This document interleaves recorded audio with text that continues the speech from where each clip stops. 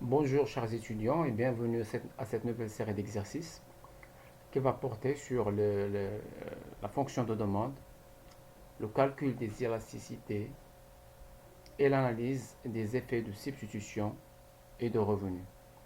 Alors on a un certain nombre d'exercices, on va commencer par le premier. Dans l'exercice 1, on a une fonction d'utilité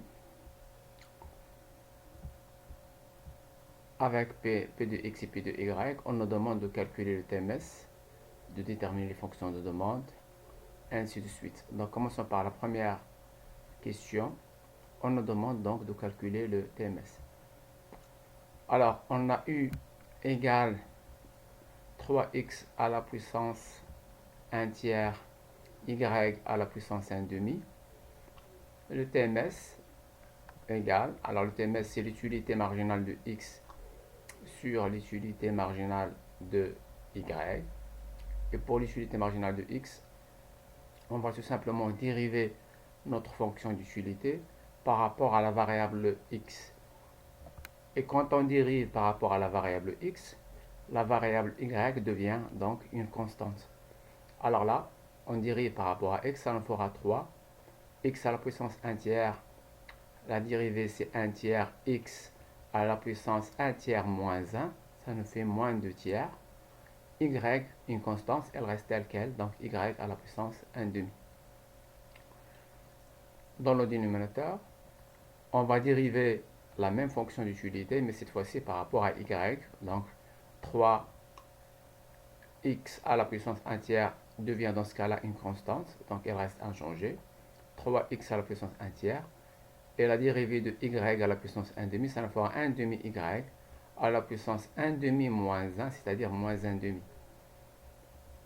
Alors ici, on peut simplifier. Les 3, alors je prends mon stylo, voilà. Je peux simplifier ce 3 là et ce 3. Alors ici, on va voir, ici on a x à la puissance moins 2 tiers, ici x à la puissance 1 tiers. Alors si je descends ce x à la puissance moins 2 tiers, si je le descends en bas, elle va porter, elle deviendra donc x à la puissance 2 tiers, elle va changer de signe. Et comme ça, en bas, j'aurai x à la puissance 1 tiers fois x à la puissance 2 tiers. Et quand vous savez que quand on a x à la puissance n fois x à la puissance m, ça nous fait x à la puissance n plus m. Et donc ici en bas, j'aurai x à la puissance 1 tiers fois x à la puissance 2 tiers. Ça me fait donc x à la puissance 1 tiers plus 2 tiers, c'est-à-dire x à la puissance 1, c'est x. Donc j'aurai ici en bas, j'aurai x. Et en haut, on va faire la même chose avec y. Y à la puissance 1 demi, je vais faire monter ce y à la puissance moins 1 demi, je le mets en haut. Et j'aurai en haut donc y à la puissance 1 demi fois y à la puissance 1 demi, c'est-à-dire y à la puissance 1 demi plus 1 demi, ça me fait y à la puissance 1, c'est y. Ok? Et donc, j'aurai tout simplement x en bas et y en haut. Ici, j'aurai 1 sur tiers, 1 sur 3, et là 1 sur 2. Donc, en tout, je vais avoir y sur 3, le tout sur x sur 2. Voilà. Donc, ça me fait y sur 3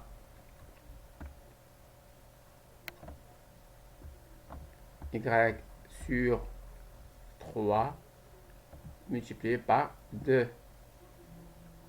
sur, j'inverse, 2 sur x. Et ça me fait donc 2y sur 3x. 2y sur 3x. Voilà. Alors j'ai mon TMS maintenant. Et je vais commencer à calculer à déterminer mes fonctions de demande. Alors la fonction de demande, pour la déterminer, comme vous l'avez vu au cours, je pars d'une situation d'équilibre, d'une situation d'équilibre du consommateur, et on sait qu'à l'équilibre, on a TMS égale P de X sur P de Y. Donc, puisque j'ai mon TMS ici, il suffit de mettre TMS égale P de X sur P de Y pour dégager ma fonction de demande. Alors, P de X et P de Y, je ne vais pas les remplacer par leur valeur parce que l'objectif ici est d'établir une relation entre la demande de X et de Y avec les variables P de X, P de Y et R. On est en train de définir une relation, une fonction. Donc il ne s'agit pas de remplacer P de X et P de Y par la valeur. Il faut les garder telles quelles. Et on fera donc les calculs. Donc mon TMS, je l'ai déjà calculé, il est égal à 2y sur 3x. Je pose 2y sur 3x, mon TMS, égale P de X sur P de Y. Ce qui fait que ça me donne 2y P de Y égale 3x P de X. Voilà. Alors je prends ma loupe, voilà, c'est comme ça.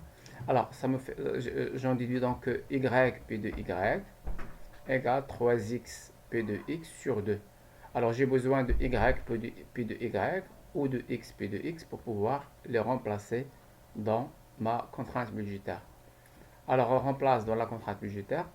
Je sais que ma contrainte budgétaire prend la forme suivante. R égale xp de x plus yp de y. Alors xp de x plus yp de y qui prend cette valeur-là. Ça devient donc 3xp de x sur 2. Donc j'ai ici xp de x plus 3xp de x. Ça me fait, je vais mettre ici en haut et en bas 2 pour pouvoir avoir le même dénominateur. Et là, ça me fait 2xp de x plus 3xp de x. Ça me fait 5xp de x sur 2. Donc R égale 5xp de x sur 2.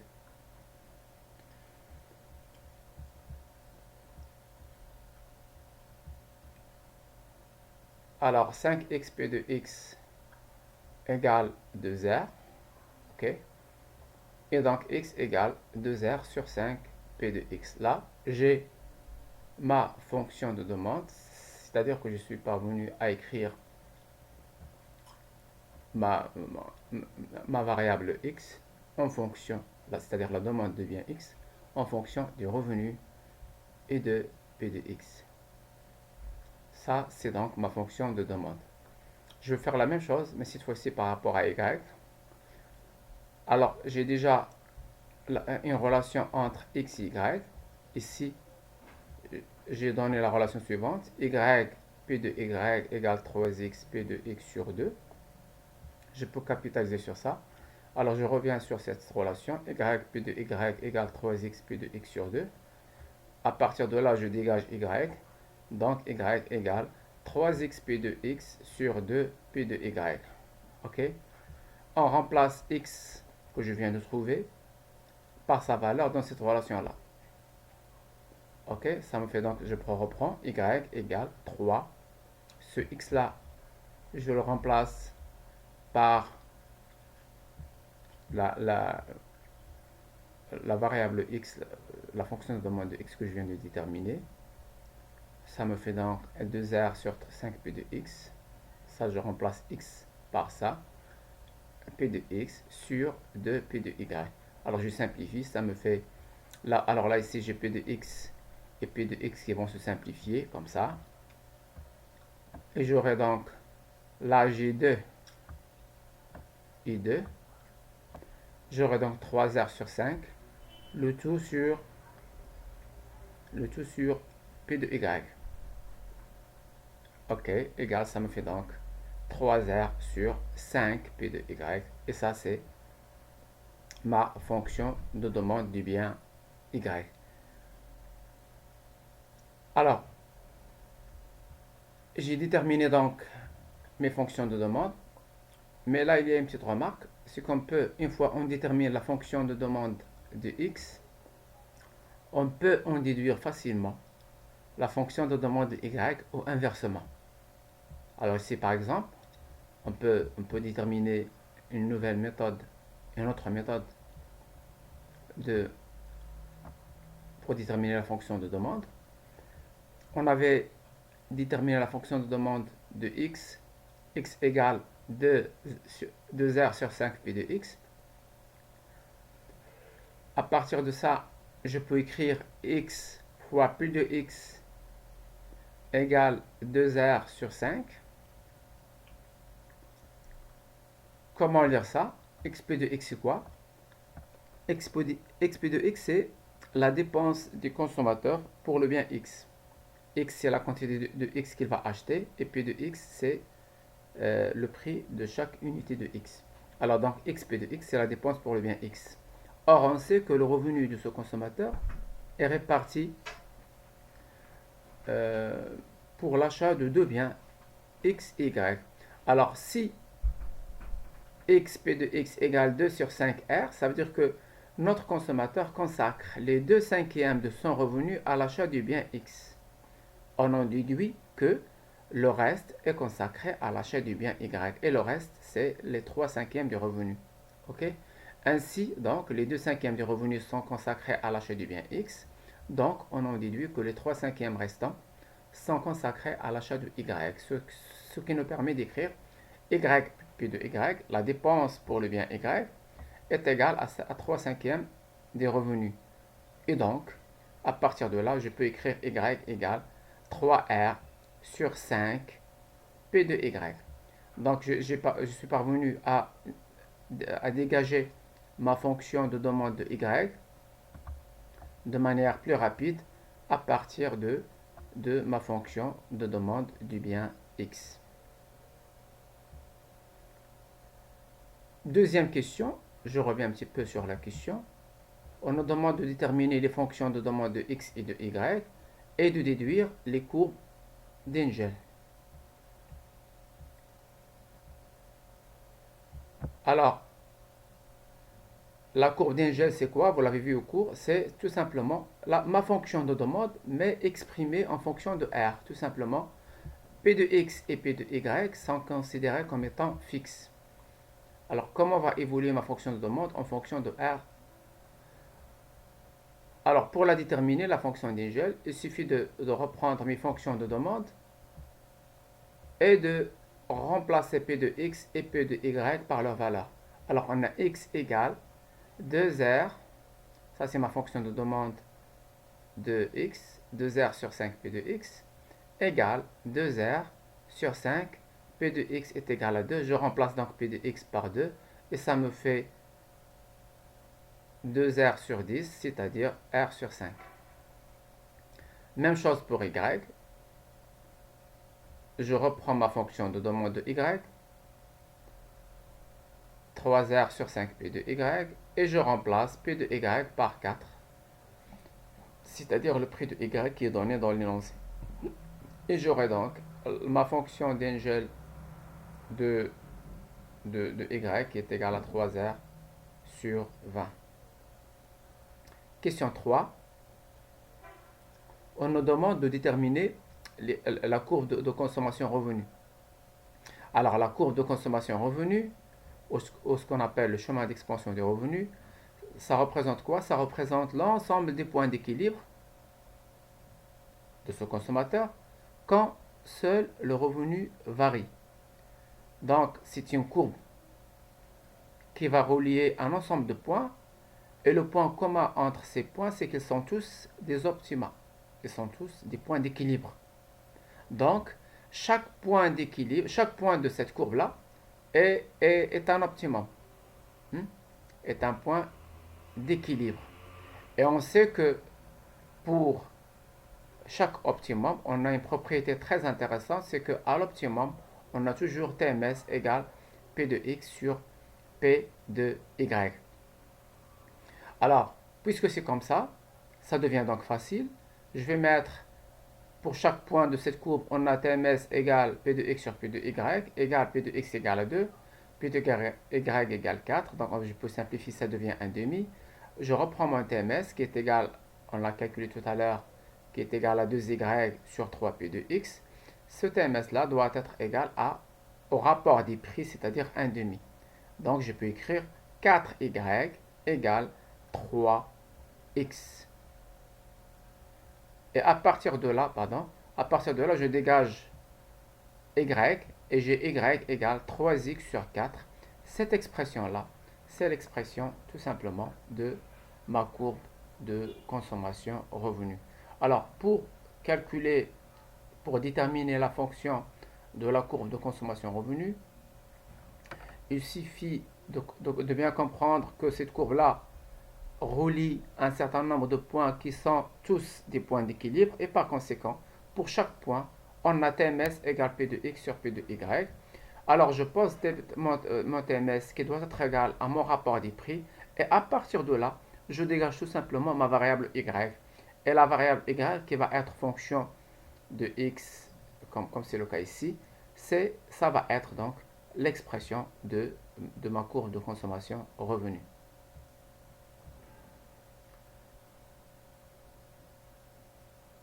Quatrième question, qu'est-ce qu'elle me dit? En déduire la combinaison optimale pour un revenu de 60 et de 100. Alors, à partir de là, on va déduire la combinaison optimale lorsque le revenu sera de 60 et lorsqu'il sera de 100. Alors, pour déterminer mon panier optimal, pour R égale 60, on remplace Y par sa valeur dans la fonction de contrainte budgétaire. Alors, je sais que R égale X P de X plus Y P de Y. Mon R, c'est donné, c'est 60, égale 2X P de X et de 2. 2X plus 4Y. Et Y, c'est quoi? Je prends le Y que je viens de trouver. Ça me fait 3X sur 4 fois 4, ça me fait, après calcul, 5X. Donc, X est égal à 60 sur 5 égale 12. Et mon Y, il va être égal à, je remplace X par sa valeur ici, 3X sur 4, c'est 3 fois 12 sur 4, ça fait 9. Donc, pour un revenu de 60, ma combinaison optimale sera de X égale 12 et Y égale 9. Maintenant, pour un revenu de 100, on va faire la même chose. 100 égale 5x, ce qui fait que x est égal à 20 et y est égal à 15. Donc les calculs sont très simples. Cinquième question, je reviens un petit peu sur la question, qu'est-ce qu'elle nous dit? Quel sera le nouveau panier optimal CP de x double et le revenu passe à 140? Là encore, c'est simple. P de x va doubler. P de x était de 2, il devient de 4. Il va doubler. Et je vais poser mon TMS qui n'a pas changé, TMS égale 2y sur 3x égale 4 sur 4. P de x c'est devenu 4 alors que P de y n'a pas changé. 4 sur 4 c'est 1, donc ça signifie que 2y est égal à 3x et y est égal à 3x sur 2. On remplace donc dans la contrainte budgétaire. Ça me fait un revenu nouveau de 140 égale 4x plus 4 et je remplace y par sa valeur ici. Ça me fait 4x plus 4 sur 2, ça me fait 2, 2 fois 3, 6, 6x pardon. 4x plus 6x, ça me fait 10x. Alors 140 égale 10x, x est égal à 140 sur 10, c'est 14.